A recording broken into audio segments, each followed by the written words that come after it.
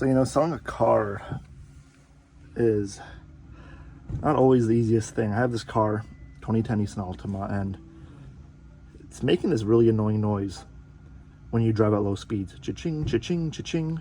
And, well, a few people came to look at the car to buy it, and, it's making a weird noise. They're thinking, single mom comes, she's thinking maybe something's wrong with the engine, the transmission.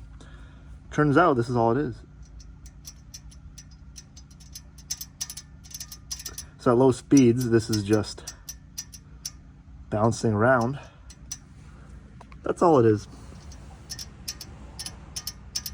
So this scared off a few potential customers. So it's always important to go the extra mile, fix the tiny issues that can scare people. The lady heard this and said, oh, you know what?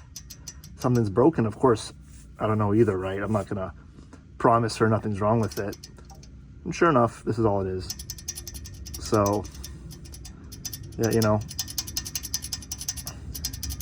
working on a car can be tedious sometimes, especially when you fix a bunch of things, you think the car's tip-top, and all of a sudden it's making a weird noise.